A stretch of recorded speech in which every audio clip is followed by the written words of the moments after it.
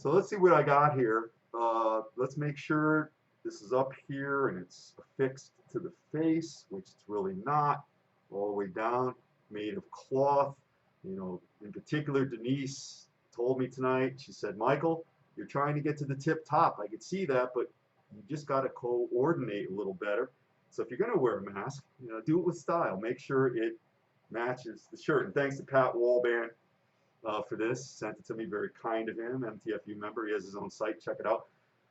Mask. I got to tell you, I take the mask and I toss it aside for me. Uh, Listen, I got to tell you, I'm not among sick patients. Even when I was in practice, I didn't have those type of patients. I had more injury type problems and syndromes that I saw. But if I were among sick patients, of course I would wear a mask. It'd be very relevant that I do so. Um, but I also understand the value of a very strong immune system. I've talked about it in practice and learned about it and studied it for many, many years. And I've always ensured that I had a very strong immune system. I could say that I can't ever remember even having a common cold for myself. And that's just one of those things. And my mother can't recall that either. Who knows why? You know, healthy lifestyle, genetics, whatever it might be, but that's definitely part of a strong immune system. And you've got to develop a strong immune system. And how do you do that? You've got to go out. You've got to be exposed to virus and bacteria. And then your body reacts to that by building up an armored fortress that is your body. So it just knocks those pesky things away. But when you're suffering, well, if you're elderly and you have the comorbidities of obesity, diabetes, high blood pressure, and all the host of collateral damage that comes from those things, listen, your immune system doesn't have a chance because it'll fight that for a long period of time, but after a while it just gives up and you know you have no immune system. So though around those people, yeah, those folks, you got to wear a mask, got to wear gloves. But I'm not one of them. I'm not among them, and I prefer to be out there maintaining my immune system because the longer I am isolated in place, is that what they call it? Locked up in my house, you know, wearing a mask in public, staying 6 feet away. I respect that, by the way. I don't listen. In general, I don't leave here. Even, my life has not changed much. I'm working here all the time. I deal with very few people. I do go to the gym. I haven't been going now. That'll change. Once I get back there, I get in shape pretty quick. So I know I'm looking forward to that. You know, you can't get into shape unless you're out of shape, and that's the play I'm working on in my mind right now. You know, but going back to that, you've got all that going on. Listen, you've already destroyed your immune system. I prefer to be exposed to things to beef up and strengthen my body as I go on and on and on. And that's really the only way that I can possibly maintain myself and maintain my health and keep doing what I've always done. And so again, I make sure I'm strong. Okay, I worry about me. I don't affect others. I don't want you to think, oh, that's selfish, Dr. Ducey. He doesn't care about anyone else. It has nothing to do with anyone else. I want to make sure I'm a strong paragon of information and a good example by which maybe someone else can live. So I remain a strong tool that you can implement in making yourself a little better. That's all I'm saying. I will say this.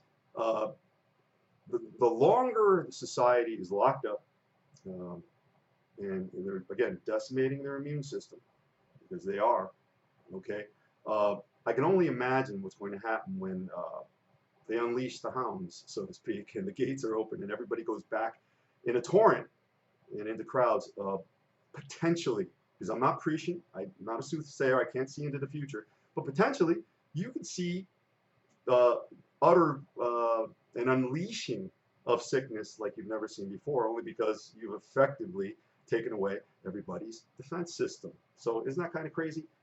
You know, I don't get political here because I govern myself. I vote for me. That's the best way to go. Joint pain is a real topic tonight. And I've been suffering joint pain in both my knees. And I've never really done things incorrectly. I've always had good gait, posture, exercise form. Well, I've never been terribly heavy for years at a time, wearing my knees down, but I've lost cartilage in my knees just from repetitive motion disorder or repetitive use syndrome, whatever it might be. I do a lot of stairmaster. I used to, you know, squatting and all that stuff. So I've lost a lot of the padding in the knee, so to speak. So I have pain, and the pain leads to let's put it this way. My ambulation is in need of eradication. So I'm walking with a little bit of gait dysfunction from side to side. That throws my pelvis off, and it's just a loop of crazy as far as high pain, low mobility. Low mobility equals higher pain, and I've got to break that cycle. So ordinarily, I take something called Celebrex. I've taken it for years. It's very effective for joint pain. But at this point in my life, you know, speaking of immune system, I don't want to take anything synthetic anymore, any medications if I don't have to, because I am an organic carbon-based life form, as are you, unless you're an alien, not the kind that comes over the fence, kind from up there. Maybe you're different. I don't know. But you're putting something synthetic or man-made into your body.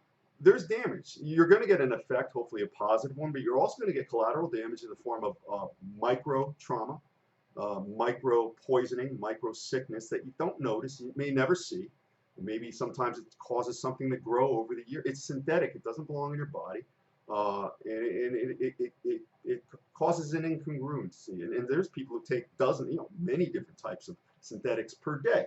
And they don't know which way is up anymore as far as their body and their biofeedback.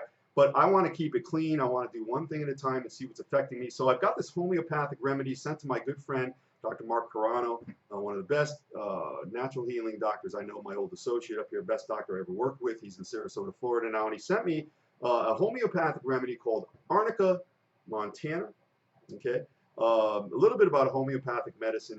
It's always up for controversy and dispute. Listen, I go with two things that are not harmful and things that help me. That's all there is to it. And I go on oftentimes anecdotal evidence, in other words, what I experienced personally versus what some guy that I don't even know on TV is telling me. That's not even relevant to me personally, because I like to do my own research. I like to think of myself as somewhat of an autodidact in that way. Homeopathic medicine, the theory is you take an element that would be deleterious to your body and your health, if you're a healthy person, but me not being healthy, meaning I have problems with my knees. That's the element that makes me unhealthy. Well, this Arnica montana is from an element, a fern, a plant, that's largely found in Siberia, Europe, and in some places in North America. The FDA does not, it's illegal to sell it in the fern or plant form, because if you take it in that form and you ingest it, goes directly to the liver, toxifies, and can most assuredly kill you over time. So that's not good. That's very poisonous. But in the homeopathic form, the element is diluted, extremely diluted. There's a very, very small amount of it in here.